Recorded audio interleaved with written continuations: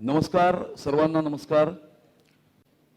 आज आपल्या या कार्यक्रमामध्ये Bharatiya Janata Party, Shivsena, Republican Party of India Athawale गट आमच्या महायुतीचा मुंबई महानगरपालिका निवडणूक 2026 चा वचननामा या ठिकाणी प्रकाशित होत आहे। या वचननाम्याचं प्रकाशन हे महाराष्ट्राचे लोकप्रिय मुख्यमंत्री सन्माननीय देवेंद्र फडणवीस साहेब, महाराष्ट्राचे लोकप्रिय उपमुख्यमंत्री श्री एकनाथ शिंदे साहेब आणि केंद्रीय मंत्री श्री रामदास आठवले साहेब यांच्या हस्ते होत आहे। आवाज मुंबईकरांचा या मोहिमेच्या अंतर्गत मुंबईकरांच्या सूचना या महायुतीच्या जाहीरनाम्याकरता प्राप्त करण्याची मोहीम 2 महिने राबवण्यात आली होती। या मोहिमेमध्ये सुमारे 2,65,000 सूचना मुंबईकरांच्या या मुंबईच्या विकासाकरता, मुंबई महानगरपालिकेच्या निवडणुकीकरता मुंबईकरांनी दिलेल्या आहेत आणि या सूचनांच्या आधारावरती महायुतीचा वचननामा, मुंबईकरांचा वचननामा, मुंबईकरांचा संकल्पनामा, मुंबईकरांनी दिलेल्या सूचनांच्या आधारावरती आम्ही तयार केलेला आहे। सर्वप्रथम मी माननीय मुख्यमंत्री, माननीय उपमुख्यमंत्री आणि केंद्रीय मंत्री रामदास आठवले साहेब यांना विनंती करतो आणि राष्ट्रीय सरचिटणीस भारतीय जनता पार्टीचे विनोद तावडेजी यांना विनंती करतो की आपण सर्वप्रथम या वचननाम्याचं प्रकाशन करावं।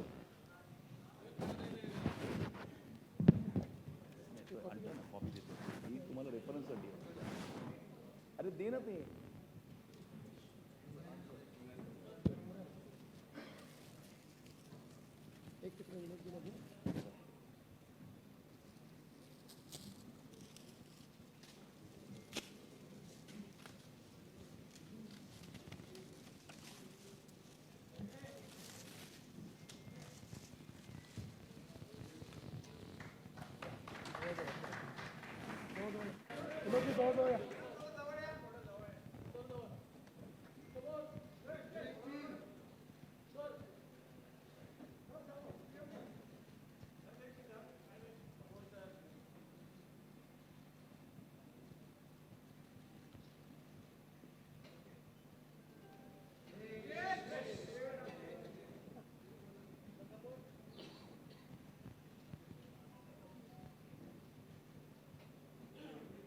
धन्यवाद।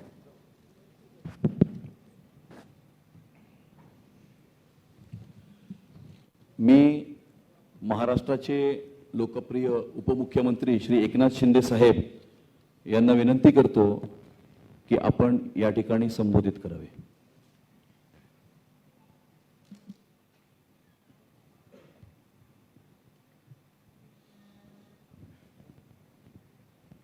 नमस्कार। आजच्या मुंबई महापालिकेच्या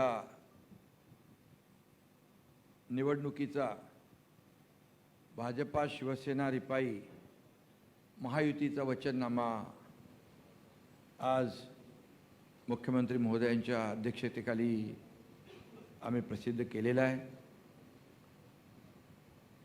आणि या प्रसंगी उपस्थित राज्याचे लोकप्रिय मुख्यमंत्री देवेंद्र फडणवीसजी, केंद्रीय राज्यमंत्री आठवलेजी, विनोद तावडेजी, आशिष शेलार आमचे मंत्री, राज्यमंत्री योगेश कदम, आमदार अमित साटम, खासदार मिलिंद देवरा, खासदार राहुल शेवाळे, महायुतीचे सर्व उपस्थित पदाधिकारी आणि समोर बसलेले आमचे महायुतीचे पदाधिकारी, कार्यकर्ते आणि पत्रकार मित्रांनो, मुंबई महापालिकेची निवडणूक 15 तारखेला होते आहे आणि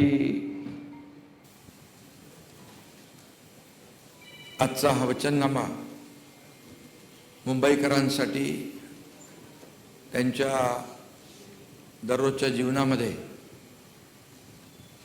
बदल घडवणारा, त्यांना दिलासा देणारा ठरेल असा विश्वास या ठिकाणी व्यक्त करतो. मुंबई देशाची आर्थिक राजधानी आहे, खऱ्या अर्थानं महाराष्ट्राचा प्राण आहे आणि मुंबई हे देशाचं ग्रोथ इंजिन आहे. या मुंबईला पुढच्या 5 वर्षात आपल्याला जागतिक दर्जाचं शहर करण्याचं वचन महायुती आज या ठिकाणी देत आहे. केंद्रात देखील आपलं NDAचं सरकार आहे, राज्यात महायुतीचं सरकार आहे आणि 16 तारखेला देखील महायुतीचाच भगवा मुंबई महापालिकेवर फडकल्यानंतर खऱ्या अर्थानं मुंबईचा मेकओव्हर सुरू होईल आणि मुंबईमध्ये जे आम्ही 3.5 वर्षामध्ये आम्ही काम केलेलं आहे ते देखील आपल्यासमोर आहे आणि जे आणखी आपल्याला पुढे मुंबईच्या विकासासाठी जे करायचं आहे ते देखील या वचननाम्यामध्ये आम्ही लोकांसमोर हा वचननामा घेऊन जात आहोत. खरं म्हणजे 3.5 वर्ष 2.5 वर्ष माझी मुख्यमंत्री म्हणून माझी 2.5 वर्ष आणि देवेंद्रजींचं तर 1 वर्ष झालं, 1 वर्ष पूर्ण झालं आहे. या 3.5 वर्षात जे मुंबईमध्ये काम केलं ते आपल्यासमोर आहेच, परंतु मुंबईचा आणखी विकासाचा वेग आम्हाला वाढवायचा आहे आणि म्हणून या वचननाम्यात देखील आम्ही त्या गोष्टीचा उल्लेख केलेला आहे. मुंबईत आलेल्या मराठी माणसांच्या हिताचं, मराठी भाषेचं आणि संपन्न मराठी संस्कृतीचं रक्षण करणं, वाढवणं, जोपासणं हे आमची जबाबदारी आहे महायुतीची आणि आमचं वचन देखील आहे. त्याचबरोबर जे सगळ्यात महत्त्वाचं म्हणजे मुंबई बाहेर गेलेला मूळ मुंबईकर आम्हाला पुन्हा सन्मानाने मुंबईत आणायचा आहे. हा मुंबईकर इकडे वसई, विरार, नालासोपाऱ्यापर्यंत गेला, इकडे बदलापूर, अंबरनाथ, वांगणीपर्यंत गेला. याला जबाबदार कोण हा देखील सवाल आहेच की जे यापूर्वी देखील मुंबई महापालिकेत सत्तेत होते त्यांना खऱ्या अर्थाने हा जाब लोक विचारतीलच आणि म्हणून महायुती सरकारने मोठे निर्णय या ठिकाणी घेतलेत किंबहुना त्याचं आम्ही या वचननाम्याच्या माध्यमातून पूर्तता करणार आहोत. टप्प्याटप्प्याने 20,000 इमारतींना ओसी देण्याचा निर्णय आम्ही महायुतीने घेतला आणि त्याची अंमलबजावणी पुढच्या 1 वर्षामध्ये केली जाईल. हा देखील एक वचननाम्याचा आमचा भाग आहे. मुंबई पहागडीमुक्त करण्याचा देखील ऐतिहासिक निर्णय. 100 वर्ष लोक राहतात, परंतु ते घरामध्ये घर दुरुस्तही करू शकत नाही, रिडेव्हलपमेंटही करू शकत नाही, ते विकू शकत नाही, अशा प्रकारची परिस्थिती आहे. त्यांना कर्जही मिळत नाही आणि या सगळ्या गोष्टी ज्या आहेत या दूर करण्यासाठी आम्ही तोही निर्णय घेतला. जे ओसी मिळत नव्हती त्यांना दुप्पट पाणीपट्टी भरावी लागत होती, दुप्पट मालमत्ता भरावा लागत होता. या सगळ्या गोष्टीचा विचार करून आम्ही तो निर्णय घेतला आहे आणि म्हणून या पागडीतल्या इमारतींचा पुनर्विकास करण्याचा संकल्प देखील आम्ही या वचननाम्यात घेतलेला आहे. खरं म्हणजे याच्यामध्ये लाखो लोकांना फायदा होणार आहे. फनेल झोनचा देखील विषय आम्ही घेतलेला आहे. हाईट रेस्ट्रिक्शनमुळे पुनर्विकास थांबला होता, तोही निर्णय आम्ही घेतलेला आहे. घेतला म्हणजे याच्यामध्ये आम्ही वचननाम्याच्या माध्यमातून आम्ही त्याची पूर्तता करणार आहोत. झोपडपट्टी मुक्त मुंबई हे शिवसेना प्रमुखांचं स्वप्न होतं. 40 लाख लोकांना घरं देणं, परंतु मागच्या अनेक वर्षामध्ये त्यावर मला वाटतं काही झालं नाही. जे मुंबई महापालिकेत बसले होते त्यांची जबाबदारी होती वारसा सांगणाऱ्यांची, पण ते जाऊ द्या. आम्ही महायुतीने निर्णय घेतला की या संपूर्ण जे रखडलेले प्रकल्प आहेत त्यांना मार्गी लावायचं क्लस्टरच्या माध्यमातून आणि म्हणून आता उदाहरणादाखल 17,000 घरांचं घाटकोपर येथे रमाबाई आंबेडकर नगर हे आम्ही SRA आणि MMRDच्या माध्यमातून काम करतोय आणि त्यांना 20 वर्षापासून भाडं मिळत नव्हतं. 150 कोटी रुपये भाडं SRA आणि MMRD दिलं. एक उदाहरण. असे 17 क्लस्टर या मुंबईत होत आहे टप्प्याटप्प्याने. त्यामुळे पूर्णपणे सुनियोजित मुंबईचा विकास या क्लस्टरच्या माध्यमातून होईल आणि तो देखील मोठं एक वचन आम्ही या ठिकाणी देतोय. त्यामध्ये नावं काय मी सगळे उदाहरणादाखल अँटॉप हिल, कृष्णनगर, केतकीपाडा, गोपीकृष्णनगर, दहिसर, ओशिवरा, गोवंडी, चिता कॅम्प, चेंबूर, असे अनेक 17 प्रकल्प आहेत. गिरणी कामगारांना हक्काचं घर देण्याचा निर्धार आम्ही केला आहे. यापूर्वी एकही घर गिरणी कामगारांना मिळाले. मी आणि देवेंद्रजींनी 12,000 लोकांना घरं दिली. अमितला माहीत आहे, सरकार त्याच्यामध्ये पुढे होता गिरणी कामगारांचा. तर 12,000 लोकांना घरं दिली आणि 1,10,000 लोकांची यादी आहे. मुंबई आणि MMR मध्ये देखील ती घरं देण्याचा संकल्प देखील आम्ही याच्यात केला आहे. हक्काची घरं, परवडणारी घरं मुंबईमध्ये मिळाली पाहिजे, त्याचंही वचन आम्ही याच्यामध्ये दिलेलं आहे. आणि म्हणून मुंबईतला माणूस हद्दपार जो झालेला आहे त्याला पुन्हा आणण्याचं काम या ठिकाणी आम्हाला करायचं आहे. आणि म्हणून ते देखील जे बाळासाहेबांचं स्वप्न होतं आणि त्याचबरोबर आदरणीय देशाचे प्रधानमंत्री नरेंद्र मोदीजी देखील त्यांनी देखील घोषणा केलेली आहे की सर्वांसाठी घरं आणि सर्वांसाठी घरं या संकल्पनेतून आम्ही ही संकल्पना पुढे नेण्यासाठी पुढच्या 5 वर्षात जवळपास 30 ते 35 लाख घरांची निर्मिती करण्याचा आमचा मानस आहे. आणि मोठ्या प्रमाणावर लोकांना घरं मिळतील आणि परत त्या ठिकाणी मुंबईत लोक येतील. म्हणजे मुंबईतला माणूस धोकादायक इमारती, चाळी आणि स्लममुळे बाहेर जाऊ नये आणि बाहेर गेल्याला पुन्हा यावा यासाठी आम्ही हे करतोय. आणि म्हणून आम्ही इतरांचं श्रेय वगैरे काही चोरणारे लोक नाही. ते श्रेय चोरणारी टोळी सक्रिय झालेली आहे, त्याच्याबद्दल मी नंतर बोलेन. परंतु मुंबई म्हणजे प्रधानमंत्री महोदय, गृहमंत्री महोदय, मी, देवेंद्रजी यांच्यावर सातत्याने टीका करतात लोक की मुंबईपासून तोडणार, मुंबईपासून तोडली जाईल, मराठी माणूस मुंबईतून बाहेर गेला तर मुंबईत गेला. परंतु स्वतः प्रधानमंत्री महोदयांनी मुंबईला खूप महत्त्व दिलेलं आहे. मुंबईला फिनटेक सिटी करण्याचा प्रधानमंत्री महोदयांचा निर्धार आहे. आणि म्हणून येत्या 5 वर्षात फिनटेक कॅपिटल मुंबईला केलं पाहिजे अशी भावना राज्य सरकारने आहे. त्यासाठी केंद्र आणि राज्य सरकारने महापालिका मिळून हे करेल. BKC मध्ये इंटरनॅशनल फायनान्स सर्व्हिस सेंटर, काही लोक म्हणाले गेलं कुठे गेलंच नाही, आम्ही करतो. आणि त्यामुळे लाखो लोकांसाठी, तरुणांसाठी रोजगार निर्मिती होईल. स्टार्टअप आणि इनोव्हेशन हब उभारले जातील. आणि म्हणजे अनेक या ठिकाणी जी वचनं आम्ही देतोय ती आपल्यासमोर आहेत. हिंदुहृदय सम्राट बाळासाहेब ठाकरे यांचं जन्मशताब्दी वर्ष ते देखील आम्ही महायुती म्हणून आणि महापालिकेच्या माध्यमातून विविध सामाजिक उपक्रम, आरोग्याचे उपक्रम, लोकांचे लोकाभिमुख उपक्रम घेऊन आम्ही ते राबवणार आहोत. आणि एक सूचना देखील त्याच्यामध्ये आले की हिंदुहृदय सम्राट शिवसेना बाळासाहेब ठाकरे वैद्यकीय विद्यापीठ महापालिकेच्या रुग्णालयांना संलग्न असं देखील करण्याचा आमचा मानस आहे. एसटीच्या प्रवासाच्या तिकिटात आम्ही बहिणींना 50% सवलतीचा निर्णय राज्य सरकारने घेतला. काही लोक म्हणाले तोट्यात जाईल, पण एसटी फायद्यात आली. तसंच आम्ही मुंबईकर लाडक्या बहिणींसाठी BST मध्ये देखील 50% सवलत देण्याचा निर्णय महिलांसाठी, आमच्या लाडक्या बहिणींसाठी घेण्याचा संकल्प केलेला आहे. आणि म्हणून त्यांना लाडक्या बहिणींना आत्मनिर्भर तर आम्ही लाडकी बहीण योजनेतून केलंय. जसं मोदी साहेबांनी महिलांना आत्मनिर्भर आणि आत्मसन्मान देण्याचा निर्णय घेतला आहे, तसंच आम्ही देखील सरकार म्हणून घेतला आहे. आणि त्याचा फायदा आपण बहिणींना होतोय ते पाहतोय. लघु उद्योजकांना 5 लाखापर्यंत बिनव्याजी कर्ज देणं, कोळीवाडी आणि गावठाण यांचं स्वतंत्र DCR तयार करून पुनर्विकासाला चालना देणं, कोळी बांधवांना विश्वासात घेतल्याशिवाय आम्ही कुठलाही निर्णय घेणार नाही. आणि म्हणून हे सगळं जे आहे हे आम्ही तुमच्यासमोर मांडतोय.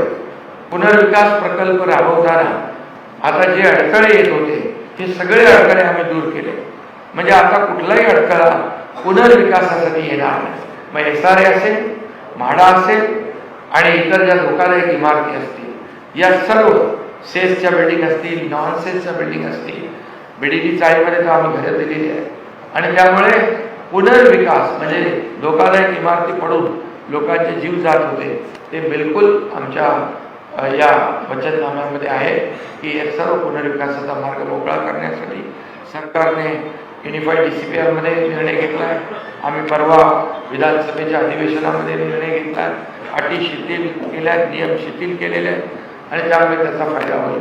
आणि म्हणूनच मी आपल्याला एवढंच सांगतो. त्याचबरोबर पाणी दरामध्ये पाणीपट्टी दरवर्षी 8% वाढ पुढील 5 वर्षासाठी देखील आमच्या वचननाम्यामध्ये स्थगित केलेली आहे. त्यांच्यावर भार नको म्हणून.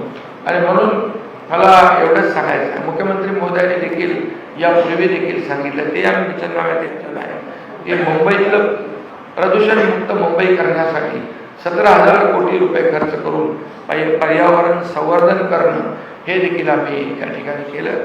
आणि गेले 25 वर्ष फक्त अंडरस्टँडिंगसाठी रखडलेले STPचे प्रकल्प ते 25 वर्षात केले नाही. सगळं असंच प्रदूषित पाणी आपण समुद्रात सोडत होतो, ते देखील आता बंद होईल. STP ट्रीटमेंट प्लॅन्ट सुरू आहेत, कामं 1-1.5 वर्षात कामं कंप्लीट होतील, जी 25 वर्षात झाली नाही त्या. रस्त्यांची काँक्रिटीकरण, दरवर्षी पावसाळ्यामध्ये खड्ड्यातून प्रवास करायचा, बळी जात होते, अपघात होत होते, ते देखील काँक्रीटचे. मी मुख्यमंत्री झाल्यानंतर देवेंद्रजींनी आम्ही दोघांनी मिळून निर्णय घेतला की 2 फेजमध्ये अख्ख्या मुंबईचे रस्ते काँक्रीटचे झाले पाहिजे आणि ते तुम्हाला दिसत आहे. पहिला फेज 6 महिन्यामध्ये होईल आणि दुसरा फेज एक पुढ्या वर्ष 1.5 वर्षामध्ये, वर्षभरातच कंप्लीट होईल आणि मुंबई पूर्ण खड्डेमुक्त होईल. आणि बाकी खूप आम्ही त्याच्यामध्ये वचननाम्यामध्ये जे काही मुंबईकरांसाठी आवश्यक आहे ते त्या मांडलेलं आहे. आणि फक्त वचननाम्यामध्ये आम्ही फक्त तेवढं मांडून थांबणार नाही, तर त्याची अंमलबजावणी आम्ही करणार, हा विश्वास या ठिकाणी मी व्यक्त करतो. आणि या ठिकाणी मुख्यमंत्री महोदयाला विनंती करतो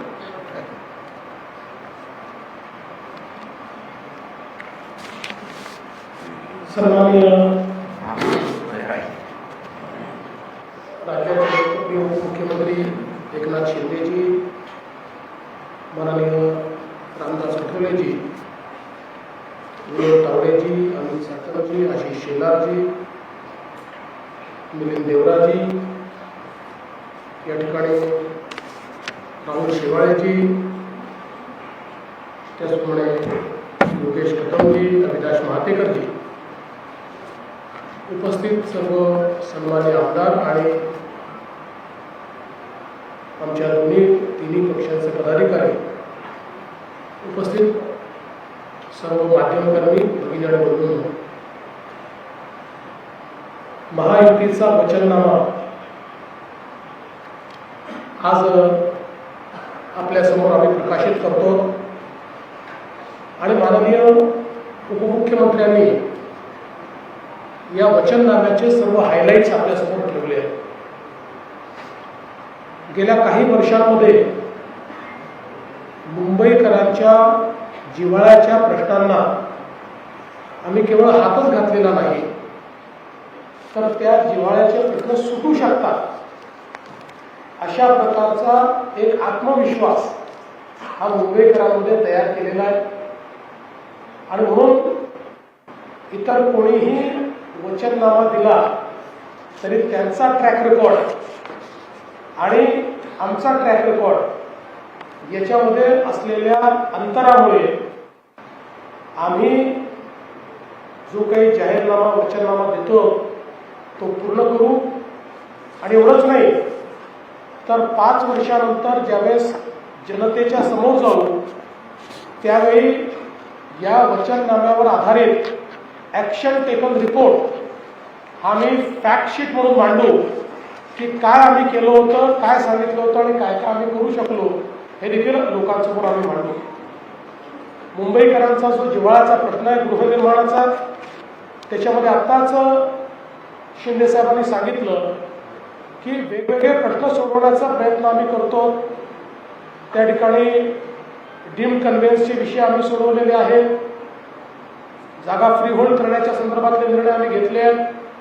काही ठिकाणी हाईटचे जे रिस्ट्रिक्शन्स आहेत ते दूर करण्याकरता मग एअरपोर्ट ऑथॉरिटीचं रडार शिफ्टिंग असेल किंवा वेगवेगळ्या प्रकारच्या परमिशन्स असतील, फनेल झोन असेल, यामध्ये देखील मोठ्या प्रमाणात आपण निर्णय घेतले आहेत आणि भविष्यात याला चालना देण्याचा आपण एक प्रयत्न करणार आहोत.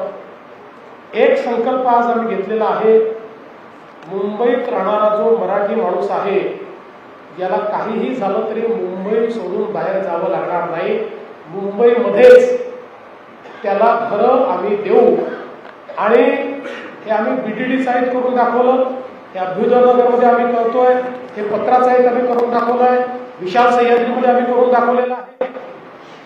वेगवेगळ्या योजना जर बघितल्या तर काही लोक केवळ मराठी माणसाच्या घरांबद्दल बोलत राहिले, पण करणारे कोण आहेत तर आमची महायुती करणारी महायुती आहे हे देखील आपण लक्षात घेतलं पाहिजे. आणि यासोबत एक अजून आम्ही निर्णय केलाय की म्हाडाचे जे लेआउट्स आहेत या म्हाडाच्या लेआउट्समध्ये आता त्याचं रिडेव्हलपमेंट करताना एकतर तिथल्या लोकांना आम्ही अधिकची जागा देतोच, पण त्याचसोबत त्याच्यामध्ये आता ट्रान्सपरन्सी आम्ही आणलेली आहे. पूर्वी विकासक हा केवळ लोकांकडनं कन्सेंट घेऊन विकासक व्हायचा आणि 20-20 वर्ष लोकांना बाहेर ठेवायचा. आता विकासक म्हाडा असणार आहे आणि जे मुंबईकर आहेत त्यांना घर देण्याकरता त्याच्यावर एक कन्स्ट्रक्शन करता डेव्हलपर अपॉइंट केला जाणार आहे, जेणेकरून उद्याच्या काळात त्यांनी परफॉर्म केलं नाही तर सगळे अधिकार हक्क म्हाडाकडे असतील आणि हे सगळं टेंडर पद्धतीनं आम्ही करणार आहोत. त्यामुळे मोठ्या प्रमाणात ही ट्रान्सपरन्सी आता त्यामध्ये आणलेली आहे. आता हे टेंडर पद्धती आल्यामुळे काही लोकांच्या पोटात जळजळ होते आहे, त्यामुळे त्यांनी लगेच बोलणं चालू केलं, जमिनी विकणं चालू केलं आहे, जमिनी विकणं चालू केलं आहे. जमिनीचा 1 इंचही आम्ही विकत नाही आहे. सगळ्या जमिनीची मालकी म्हाडाचीच असणार आहे आणि अतिशय ट्रान्सपरंट पद्धतीनं त्या ठिकाणी डेव्हलपर आणण्याचं काम आम्ही करतो. त्याचप्रमाणे वेगवेगळ्या रखडलेल्या SRAच्या योजना या देखील मार्गी लावण्याचं काम आपण केलेलं आहे. धारावी आपल्याला कल्पना आहे, पहिल्यांदा तर मी पुन्हा एकदा स्पष्टपणे सांगतो, धारावीचा विकास DRP करणार आहे. या DRP मध्ये स्वतः शासन भागीदार आहे आणि सोबत डेव्हलपर आहे. धारावीमध्ये राहणाऱ्या प्रत्येक व्यक्तीला जो पात्र आहे धारावीमध्येच मिनिमम 350 स्क्वेअर फुटाचं घर हे देण्याचा निर्णय आपण घेतलेला आहे. धारावीमध्ये वेगवेगळ्या प्रकारचे जे व्यवसाय आणि उद्योग चालतात त्या सगळ्या लघु उद्योग आणि व्यवसायांना त्याच ठिकाणी अधिक चांगल्या पद्धतीनं इकोसिस्टीम तयार करून देण्याचा निर्णय आपण घेतलेला आहे. आणि धारावीतले जे अपात्र आहेत त्यांनाही कुठेही हायकोर्टाचा नियम न मोडता त्यातनं मार्ग काढून त्यांनाही घर देण्याचा निर्णय आपण केला आहे. त्यामुळे एक अत्यंत मोठं काम या धारावीच्या माध्यमातून आपण करतो. दुसरं, महानगरपालिकेमध्ये काम करणारे जेवढे आमचे सफाई कामगार आहेत, आम्ही 2019ला निर्णय घेतला होता की सफाई कामगारांना मालकी हक्काची घरं द्यायची, परंतु उद्धव ठाकरेजींच्या सरकारने तो निर्णय बदलला होता. आम्ही पुन्हा निर्णय घेतला आहे आणि आता त्याची सगळी कारवाई आम्ही केली आहे. पुढच्या काळामध्ये महानगरपालिकेचे जेवढे सफाई कर्मचारी आमचे आहेत या सगळ्यांना मुंबईमध्ये मालकी हक्काचं घर हे आम्ही त्या ठिकाणी देणार आहोत. हा आमचा निर्णय आहे. शिक्षणाच्या क्षेत्रामध्ये देखील महानगरपालिकेच्या माध्यमातून आपल्या शाळा आधुनिक करणं, आपल्या शाळा महानगरपालिकेच्या ज्या आहेत या कौशल्ययुक्त करणं आणि हे करत असताना महानगरपालिकेच्या प्रत्येक शाळेमध्ये आमच्या मुलांना मराठी नीट शिकता आलं पाहिजे या दृष्टीनं मराठीचीही लँग्वेज लॅब तयार करणं हा देखील आम्ही एक निर्णय घेतलेला आहे. मराठी तर आपण शिकवतोच आहोत, पण अधिक चांगल्या पद्धतीनं आपल्या मुलांना महानगरपालिकेच्या शाळेतनं मराठी शिकता यावं अशा प्रकारचा आमचा प्रयत्न त्या ठिकाणी असणार आहे. शिक्षणामध्ये ज्या काही आता नवीन शैक्षणिक इक्विपमेंट्स आलेले आहेत, पद्धती आल्या आहेत, या सगळ्या टीचिंग लर्निंगच्या पद्धती त्या ठिकाणी वापरण्याचा प्रयत्न आमचा असणार आहे.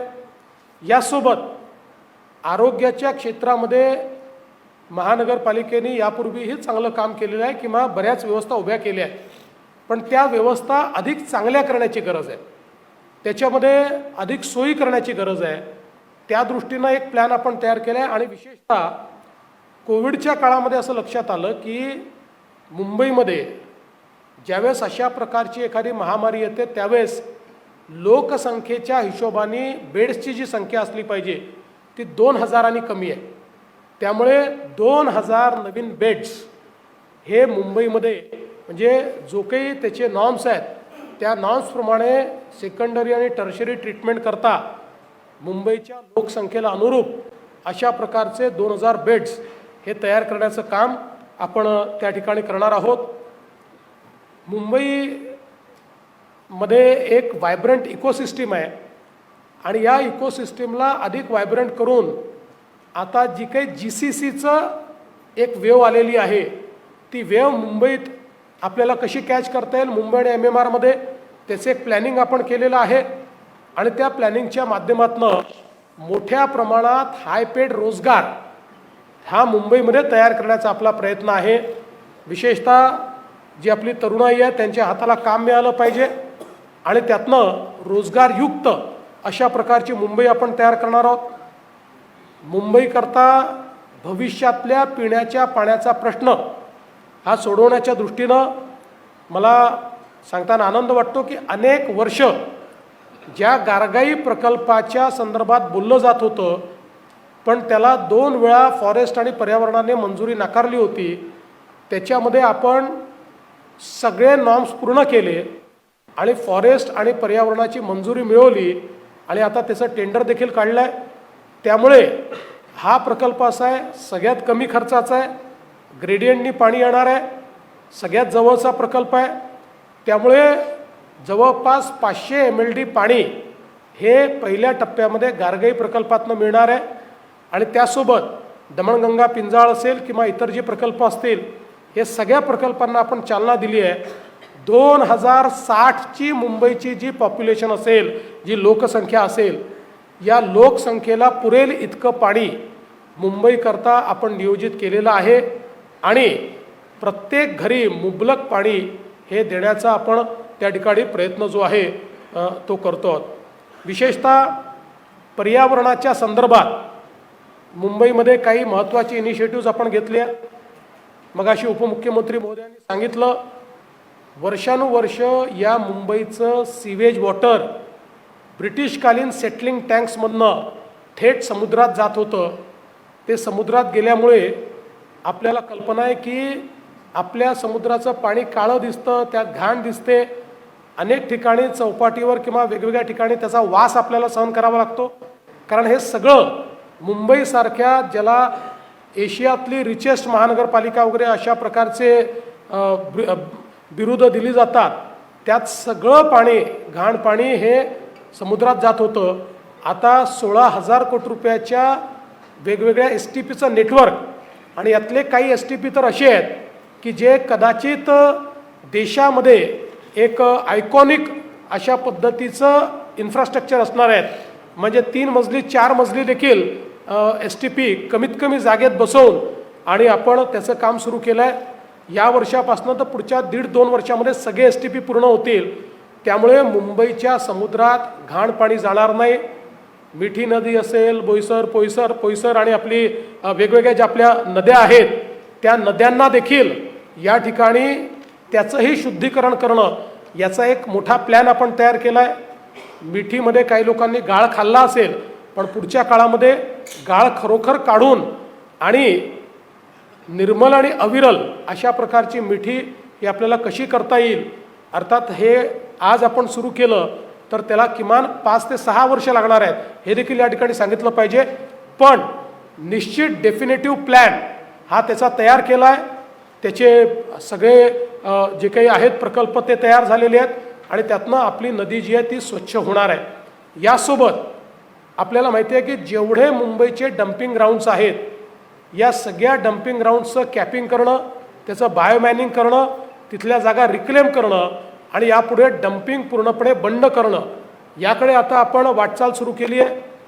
नवीन पद्धतीनं 0 गार्बेज असा प्लॅन आपण त्या ठिकाणी तयार करतो आणि हे जे काही लिगसी वेस्ट आहे आणि नवीन वेस्ट आहे या दोन्हीला आपण त्या ठिकाणी वेल्थमध्ये कन्वर्ट करतो. कचऱ्यापासून वीज निर्मितीचा प्रकल्प हा सुरू करून त्यातनंही आपण एक स्वच्छ वीज देखील मिळवण्याचा प्रयत्न करतो.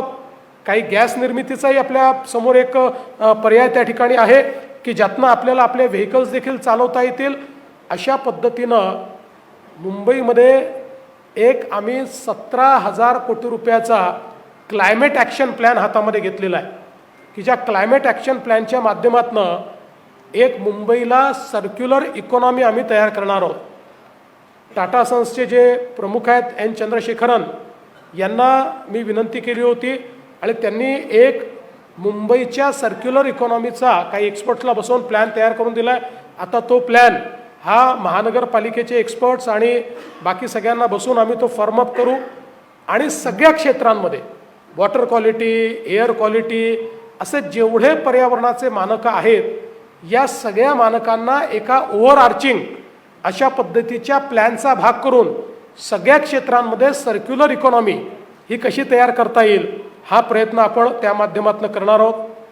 पब्लिक ट्रान्सपोर्टमध्ये आपल्याला माहिती आहे की आपण मोठ्या प्रमाणात मेट्रोचं नेटवर्क तयार केलं आहे. जवळपास MMR रिजनमध्ये 427 किलोमीटरचं मेट्रोचं हे नेटवर्क आहे. त्यातलं मेजर मुंबईमध्ये आपलं नेटवर्क आहे. आपले अंडरग्राऊंड मेट्रोचं काम पूर्ण झालं आहे. बाकीही मेट्रोचं काम आपण वेगाने पूर्ण करतो आहे. आता दिल्लीनंतर सर्वात जास्त मेट्रोचं नेटवर्क असलेली मुंबई आहे.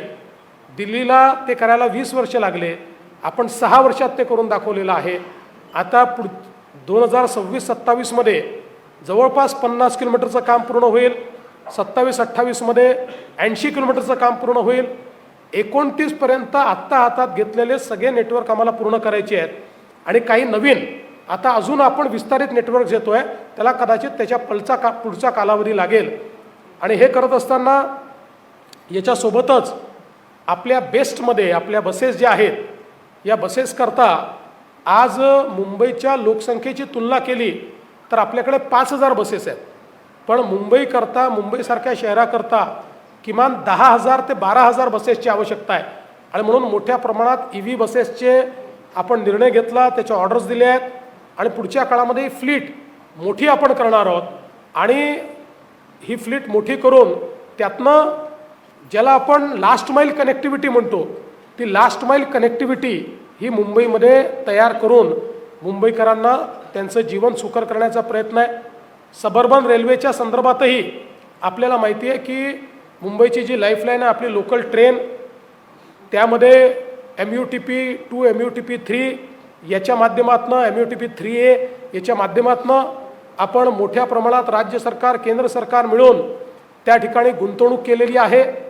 आणि जे प्लॅटफॉर्म्स आहेत त्याची लांबी वाढवणं, ट्रेन्सचे डबे वाढवणं, ट्रेन्सची सफाई चांगलं करणं, त्या ठिकाणी एस्केलेटर्स लावणं, वेगवेगळ्या पॅसेंजर ॲम्युनिटीज तयार करणं. आता याचा दुसरा टप्पा असा आहे की केंद्र आणि राज्य सरकार मिळून आम्ही त्या ठिकाणी जे काही आपले डबे आहेत, कारण आपल्याला माहिती आहे आपल्या डब्यांना गेट्स नाही आहेत आणि गेट्स लावले तर लोकांना तिथे गुदमरल्यासारखं होईल, फार गर्दी त्या ठिकाणी असते. डब्यांची संख्या अजून 3 कशी वाढवायची या संदर्भातले काही ट्रायल्स चाललेले आहेत. नवीन सिग्नलिंग सिस्टीमचे ट्रायल्स चाललेले आहेत. आणि त्यासोबत आता संपूर्ण आपल्या सबर्बन रेल्वेमध्ये मेट्रोसारखे बंद दरवाजाचे डबे ज्याच्यात स्लायडिंग डोअर बंद दरवाजे होतील आणि पूर्णपणे AC अशा प्रकारचे डबे आपण तयार करणार आहोत.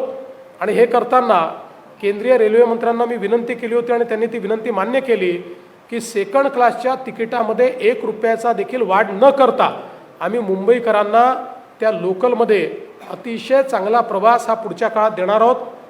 टप्प्याटप्प्यानं हे होईल, पण ऑर्डर तर आम्ही सगळ्या ट्रेन्स रेक चेंज करण्याच्या देऊ. टप्प्याटप्प्याने त्याची डिलिव्हरी सुरू होईल आणि त्या पद्धतीनं आपण ते काम करणार आहोत. ट्रान्सपोर्टेशनमध्ये एक अजून नवीन प्लॅन आपण जो तयार केलेला आहे हा मुंबई वॉटर ट्रान्सपोर्टचा प्लॅन तयार केला आहे.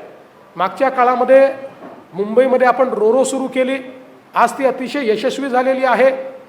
काही ठिकाणी आपण पॅसेंजर बोट्स त्या सुरू केले आहेत.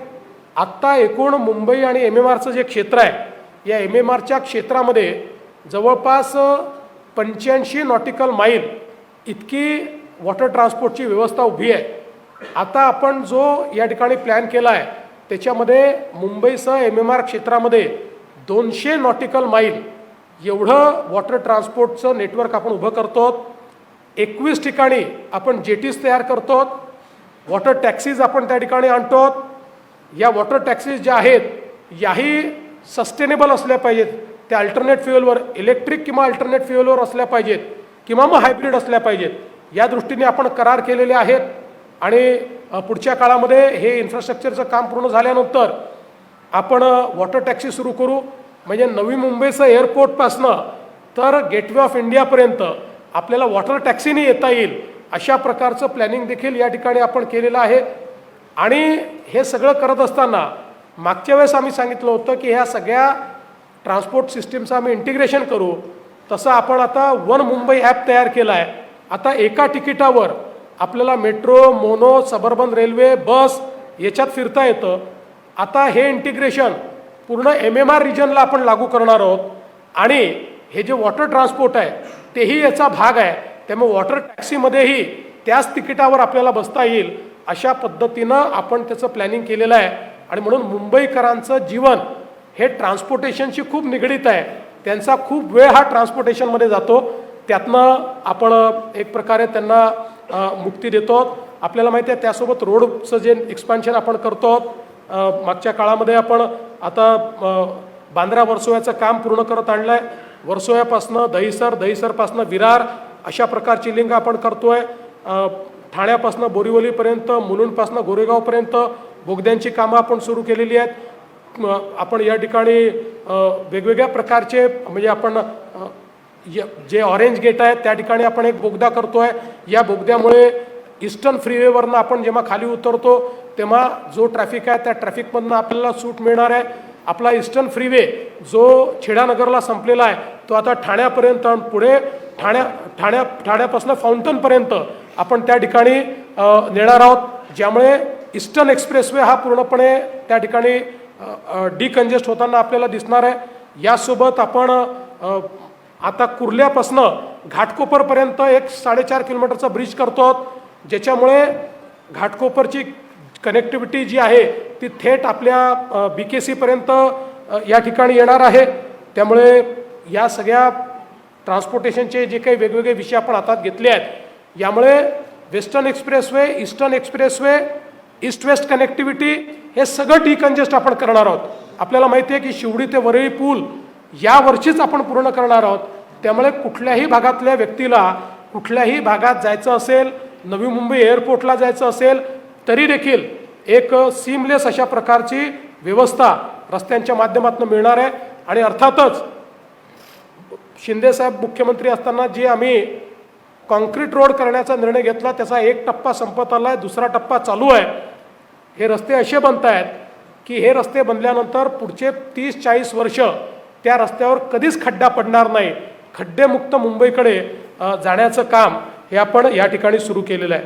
यासोबत महिलांकरता देखील अनेक योजना आपण याच्यामध्ये घेतलेल्या आहेत की ज्या योजनाच्या माध्यमातून आपल्याला कल्पना आहे की आत्ताच शिंदेसाहेबांनी सांगितलं आपल्या बेस्टच्या बसमध्ये महिलांना अर्ध्या तिकिटामध्ये 50% कन्सेशनमध्ये प्रवास करता येईल अशा प्रकारचा निर्णय आपण घेतो आहोत.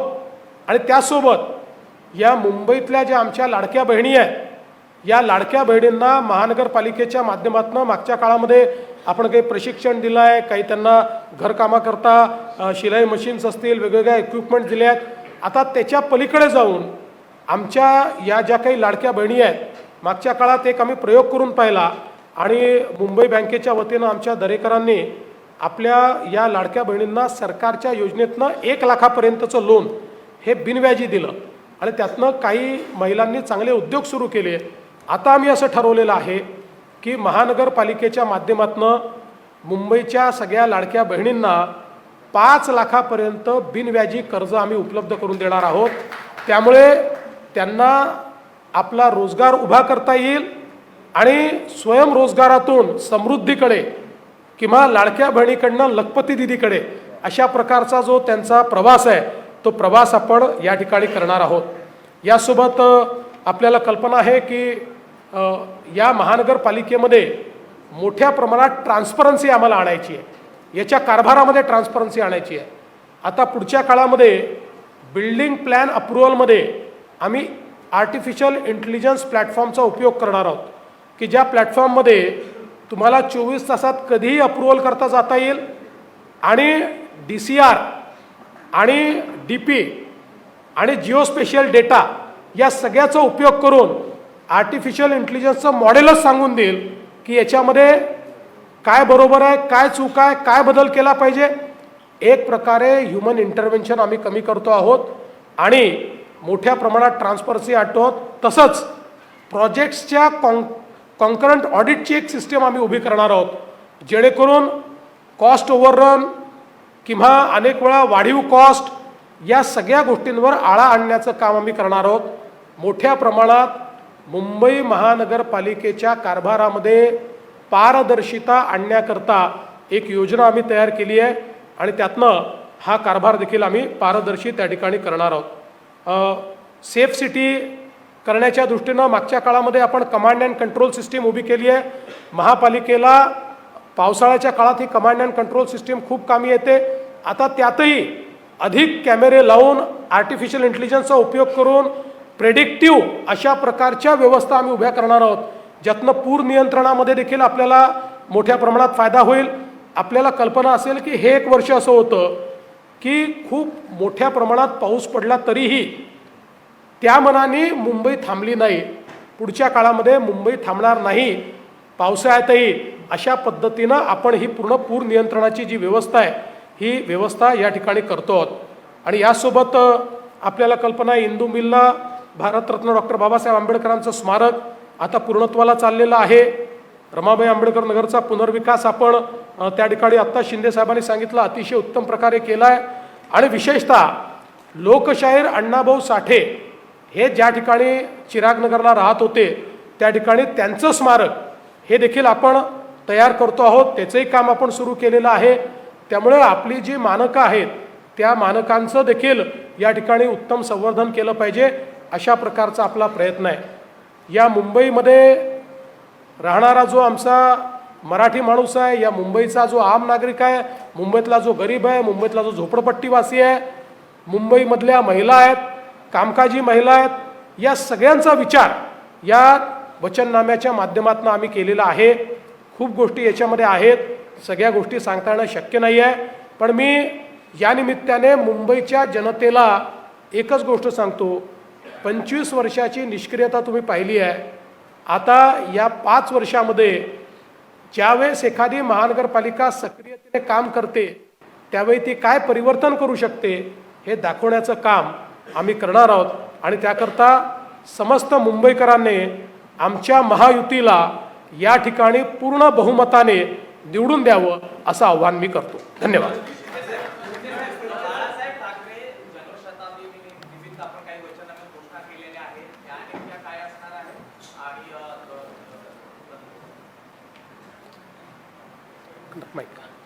बंद आहे तो.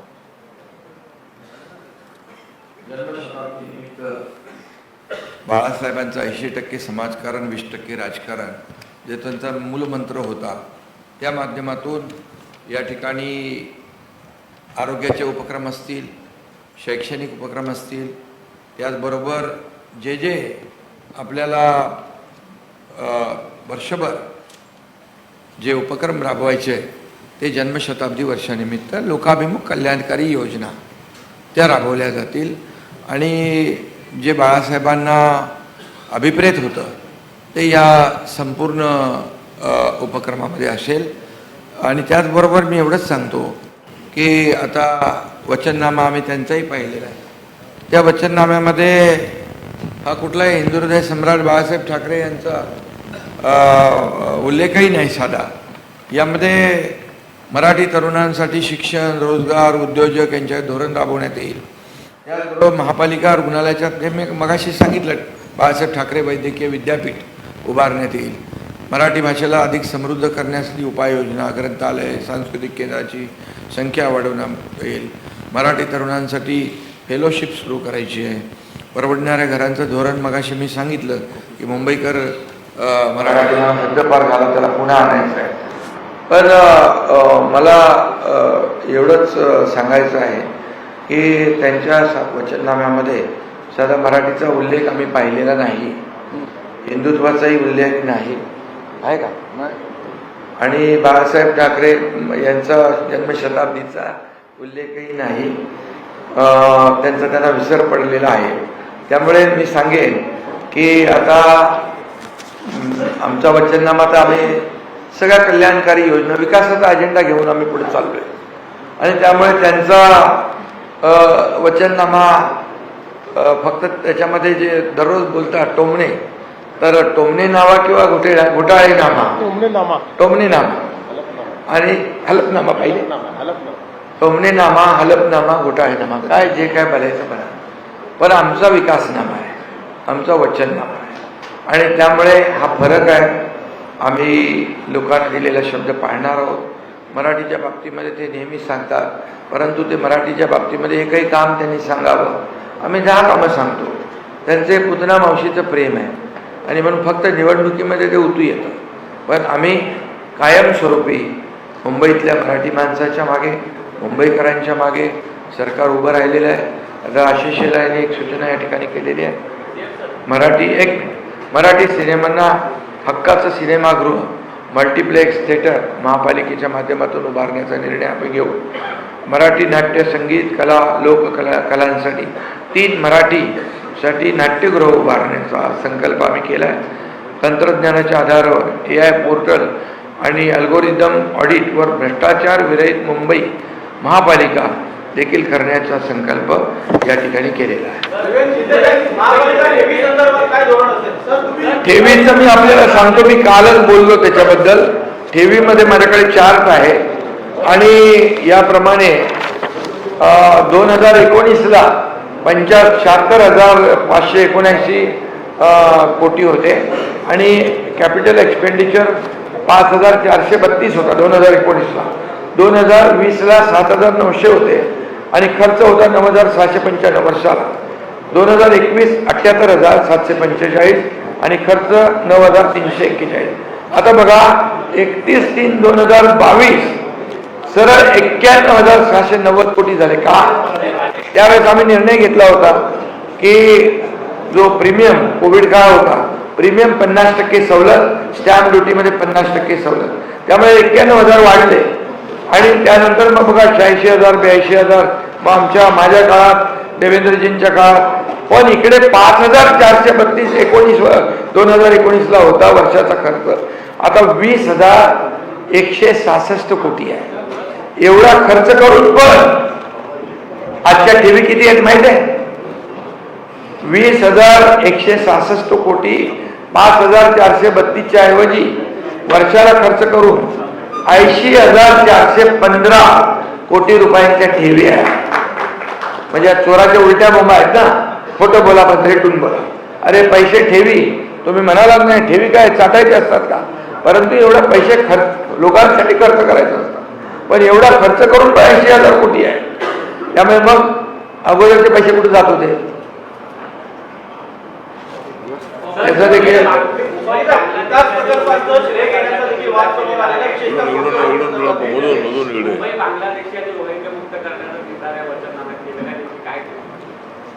मुंबईला आम्ही बांगलादेशी रोहिंग्यांपासून मुक्त करू.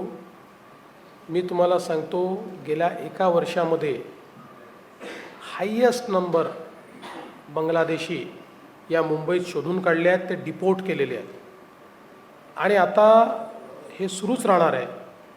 आणि आता तर आम्ही IITच्या मदतीने एक आर्टिफिशियल इंटेलिजन्सचं टूल तयार करतो आहे की ज्याचा उपयोग करून बांगलादेशी आयडेंटिफाय करणं सोपं होईल.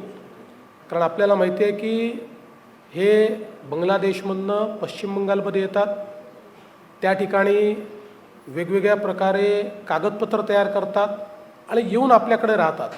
दिसतातही आपल्यासारखे, थोडं बोलतातही आपल्यासारखे, त्यामुळे त्यांना हुडकावं लागतं, कागदपत्र असतात. आणि म्हणून आता एक आम्ही टूल तयार करतो आर्टिफिशियल इंटेलिजन्सचं. गेल्या 3 महिन्यापासून त्याच्यावर प्रयोग चाललेले आहेत. आत्तापर्यंत 60% रिलायबिलिटीवर ते पोचलं आहे, पण पुढच्या 5 ते 6 महिन्यामध्ये 100% रिलायबिलिटीवर पोचेल आणि त्यातनं मग बांगलादेशी शोधून काढणं हे अत्यंत सोपं जाईल. 100% मुंबईतले बांगलादेशी आणि रोहिंगे शोधून काढून त्यांना डिपोर्ट करण्याचं काम आम्ही करणार आहोत.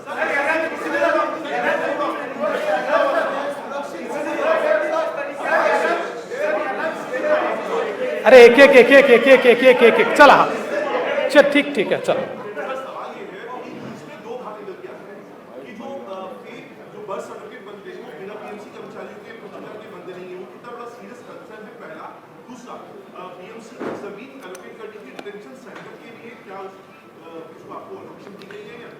देखिए, पहला तो यह है कि फेक बर्थ सर्टिफिकेट का जो स्कैम हुआ है, जो हमारे किरीट सोमैया जी ने बाहर निकाला है, अब उसको तो पूरे तरीके से हम लोगों ने बाहर निकाल कर जिन पर कार्रवाई करनी है वो कार्रवाई कर दी है।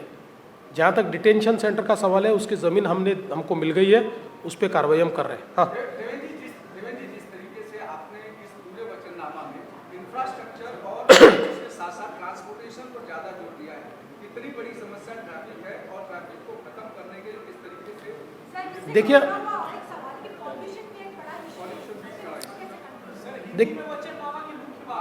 देखिए मूल रूप से मुंबई करों की जो समस्याएं हैं, उनमें घरों की समस्या ये महत्वपूर्ण है। इसमें हम लोग रीडेवलपमेंट के माध्यम से, एसआरए के माध्यम से, सेल्फ रीडेवलपमेंट के माध्यम से, म्हाड़ा के माध्यम से बहुत बड़े पैमाने पर अफोर्डेबल हाउसिंग तैयार कर रहे हैं। एसआरए में गरीबों को मुफ्त में घर दे रहे हैं, रीडेवलपमेंट में बड़ा घर लोगों को मुफ्त में दे रहे हैं, और इसके माध्यम से घरों की समस्याओं को हम दूर कर रहे हैं। उसके साथ साथ मुंबई में ट्रांसपोर्टेशन ये बहुत महत्वपूर्ण मुद्दा होता है। इसमें मेट्रो करीब 437 किलोमीटर का नेटवर्क हम लोग तैयार कर रहे हैं। इसमें सबअर्बन रेलवे का अपग्रेडेशन हम कर रहे हैं। इसमें बेस्ट की बसेस जो है, उसमें 5000 बसेस अभी चलती है, उसको 10,000 बसेस तक हम ले जा रहे हैं। इसमें वाटर ट्रांसपोर्ट को हम ऐड करने वाले हैं। हमारे यहाँ जो मोनो है, इस सब का इंटीग्रेशन हमने किया है, इसको सिंगल प्लेटफॉर्म पर और सिंगल टिकट पर हमने लाया है। आने वाले दिनों में हमारी जो बेस्ट की बसेस है, उसमें हमारी महिलाओं के लिए 50% कंसेशन हम लोग देने वाले हैं। और इसके साथ साथ पर्यावरण भी बहुत महत्वपूर्ण है।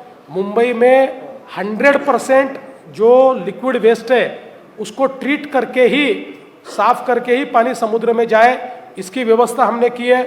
यहाँ पर जो लीगेसी वेस्ट है, उसको डंप न करते हुए उसको हम वेल्थ में कन्वर्ट कर रहे हैं। कचरे से बिजली का निर्माण हम लोग करने वाले हैं। और एक हमने सर्कुलर इकोनॉमी का प्लान तैयार किया है। अगले 5 सालों में करीब करीब 17,000 करोड़ रुपया हमने प्लेज किया है, जो वाटर क्वालिटी इंप्रूव करना, जिसमें एयर क्वालिटी इंप्रूव करना, जिसमें सब प्रकार से CO2 का एमिशन कम करना, कार्बन सिक्वेस्टेशन जो है वो उसके ऊपर जोर देना, इस प्रकार की एक कंप्लीट स्ट्रैटेजी हमने तैयार की है। मुंबई को एक सस्टेनेबल शहर की ओर हम लोग ले जा रहे हैं। देखिए, जो इल्लीगल बांग्लादेशी है, उनको पिछले 1 साल में बहुत बड़े पैमाने पर निकाला गया है। प्रधानमंत्री जी और गृह मंत्री जी के नेतृत्व में एक एक व्यक्ति को ढूंढ ढूंढ कर निकालने का काम चल रहा है। मैं ऐसा कह सकता हूं कि पिछले 1-1.5 साल में हमने जो लोग निकाले, अभी तक का हाईएस्ट नंबर है। लेकिन अब हम लोगों ने ये प्रयास शुरू किया है कि हम एक आर्टिफिशियल इंटेलिजेंस का टूल तैयार कर रहे हैं, जिसके माध्यम से जो इल्लीगल बांग्लादेशी या रोहिंग्या है, इनको डिटेक्ट करना ये आसान जाएगा। इनको डिटेक्ट करेंगे और इनको डिपोर्ट करेंगे। सर, एक क्वेश्चन है, अभी जो आपने एसआरए के विकास प्लान में सारे वर्टिकल डेवलपमेंट्स हो रहे हैं मुंबई में, but sir Mumbai is also considered as a zone 3 under seismic, मतलब जोन 3 है, उसमें भूकंप आने की शक्यता है, तो उसे रोकने के लिए वैसे टाइप के बिल्डिंग बनाए जाएंगे, उसके प्लान है सर?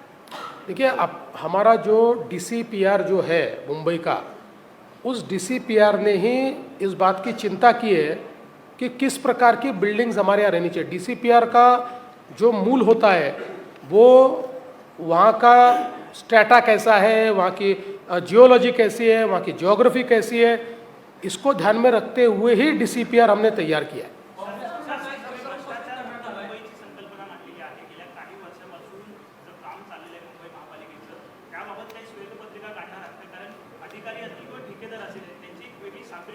नाही, त्याबद्दल श्वेतपत्रिकेपेक्षाही चार्जशीटच तयार झाल्या आहेत. लोक जेलमध्ये देखील आहेत. मिठीमध्ये मलिदा खाणारे जेलमध्ये आहेत, रस्त्यामध्ये मलिदा खाणारे जेलमध्ये आहेत, कोविड घोटाळा करणारे, बॉडी बॅग करणारे, त्या ठिकाणी कफन घोटाळा करणारे, खिचडी घोटाळा करणारे सगळे जेलमध्ये आहेत. त्यामुळे चार्जशीट, डायरेक्ट चार्जशीट.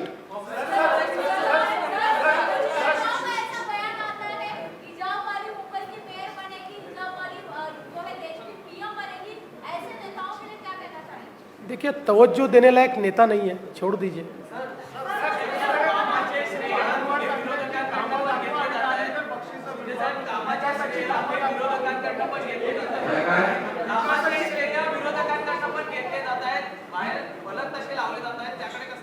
नाही, मी आता एकाला पण बघितलं ते आम्ही हे करून दाखवलं, आम्ही ते करून दाखवलं, आम्ही अमकं करून दाखवलं. त्यांनी त्याच्यामध्ये खिचडीमध्ये भ्रष्टाचार करून दाखवला, मिठी रदीत पैसे खाऊन दाखवले, बॉडी बॅगमध्ये पैसे खाऊन दाखवले, रस्त्याच्या डांबरात पैसे खाऊन दाखवले. हे सगळं टाकायला पाहिजे होतं. खरं म्हणजे काम तर अगोदर करत नव्हते, कामचोर म्हणायचं त्यांना. आम्ही केलेल्या कामाचं आता श्रेय घेऊ लागले. म्हणजे कामचोर टोळी ते जे काही म्हणत होते, आता खरी कामचोर टोळी कोण आहे ते बघा.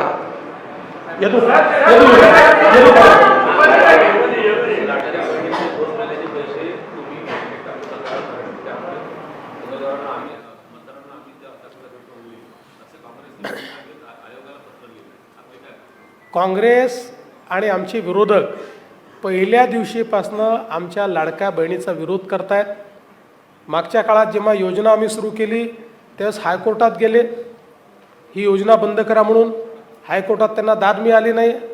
आता पैसे टाकू नका म्हणतात. ऑन गोईंग स्कीम आहे. सगळ्या मॉडेल कोड ऑफ कंडक्टमध्ये स्पष्टपणे म्हटलेलं आहे कुठलीच ऑन गोईंग स्कीम थांबवता येत नाही. त्यामुळे त्यांनी किती पत्र लिहिले तर त्यातनं लाडक्या बहिणीबद्दल त्यांचं विषच बाहेर येईल, पण लाडक्या बहिणींचे पैसे थांबणार नाहीत.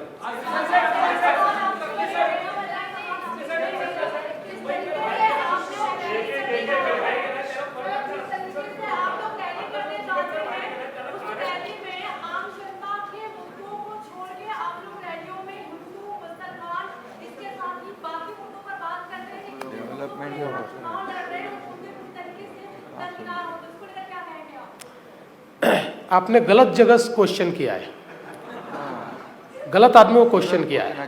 ये प्रश्न आपने उद्धव जी को पूछना चाहिए. देखिए, मैंने तो ओपन चैलेंज दिया है, उद्धव जी के भाषण में विकास का मुद्दा दिखाइए और मेरे से 5,000 रुपया ले जाइए. हमारे अगर भाषण आप देखेंगे तो उनको जवाब देते हैं हम. और हिंदुत्व क्यों नहीं बोलेंगे? भाई हमको गर्व है, हमारे हिंदुत्व पर गर्व है. वी आर अनअपोलोजेटिक, इसलिए हम हिंदुत्व बोलते हैं. लेकिन हमारी भाषणों में 95% केवल डेवलपमेंट होता है. वो डेवलपमेंट पे बोलते ही नहीं है.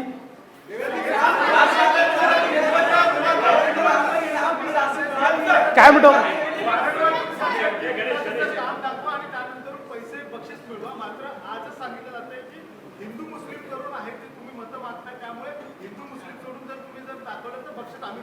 ते लगेच त्यांना म्हणा 1,00,000 रुपये पाठवा, कारण माझ्या प्रत्येक भाषणामध्ये विकासच बोलतो मी. त्यामुळे तुम्ही जरा माझा प्लीज संदेश घेऊन जा, 1,00,000 रुपये घेऊन या, लाडक्या बहिणींना दिल.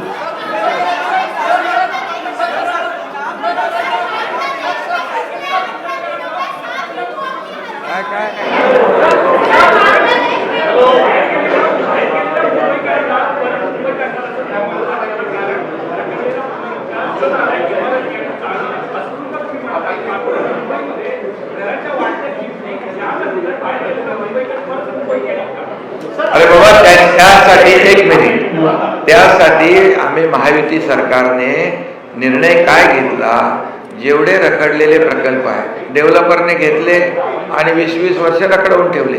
म्हणून आम्ही आता काय केलंय, रमाबाई आंबेडकर नगरचं उदाहरण मी मगाशी दिलं. आम्ही आता काय केलं, SRA तो सोबत आहे, म्हाडाही आहे, पण त्यासोबत MMRDA जोडली. आता काही ठिकाणी MMRDA काम करेल, सिडको काम करेल, MIDC काम करेल, MSRDC काम करेल, BMC काम करेल, आणि JV मध्ये ही सगळी क्लस्टर जी आहे, ही सगळी क्लस्टर यांचा पुनर्विकास होईल. जेव्हा घरांची निर्मिती मोठ्या प्रमाणामध्ये होईल, डिमांड आणि सप्लाय हा जो काही फरक आहे तो ते तफावत आम्ही दूर करणार. त्यामुळे परवडणाऱ्या किमतीमध्ये लोकांना घरही मिळतील. त्यामुळे घरांची निर्मिती मोठ्या प्रमाणावर आम्ही करतोय आणि त्याचमुळे या ठिकाणी पुन्हा मुंबईकर पुन्हा इथं येईल आणि इथे असलेला बाहेर जाणार नाही. आम्ही 50 लाखाचं घर BDD-मध्ये 15 लाखात दिलं ना पोलिसांना. त्यामुळे ही योजना जी आहे ही सक्सेस होईल आणि हे मुंबईकर पण आहेत.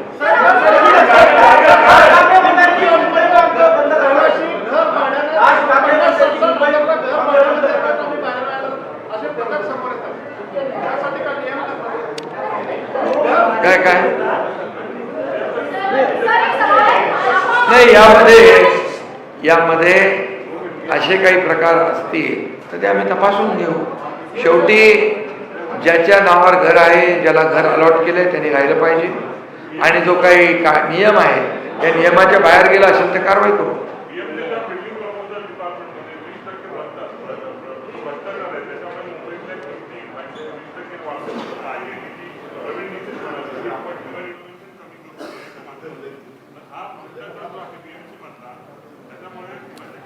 नाही, मुळामध्ये हा प्लॅटफॉर्मच त्याकरता आपण तयार करतो. कारण मागच्या काळात आपण ऑटो DCR आणला, पण ऑटो DCR आल्यानंतरही ह्युमन इंटरव्हेन्शन राहिलं. आता मी एक पहिला ट्रायल याचा घेतला. याच्यावर ज्यावेळेस आपण प्लॅन अपलोड करू त्यावेळेस DCR प्रमाणे तो प्लॅन आहे की नाही या संदर्भातलं 3D मॉडेल उभं होईल, आणि जर असेल तरच तो अपलोड करता येईल, नसेल तर ते सांगेल की हे चेंजेस करून अपलोड करा. म्हणजे या सगळ्या प्रक्रियेत ह्युमन इंटरव्हेन्शनच नाही आहे. कन्सेशनच्या संदर्भातही मेजर प्रॉब्लेम कुठे होतो, जिथे कन्सेशन मागायचे असतात त्याही ठिकाणी कन्सेशनही या प्लॅटफॉर्मचाच भाग असतील.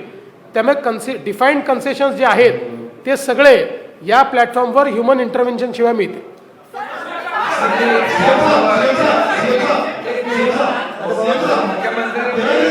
एक मिनिट, मुख्यमंत्री जसं म्हणाले महापालिकेमध्ये ही जी सिस्टीम याच्या माध्यमातून किंवा जे काय आपण ऑनलाईन सिस्टीम करतोय त्याप्रमाणे गृहनिर्माण विभागात देखील, हाऊसिंग मध्ये देखील या ठिकाणी ज्या परवानग्या वगैरे आहेत त्या एकदम सरळ सोप्या पद्धतीने ऑनलाईन करण्याचा देखील आम्ही निर्णय घेतोय.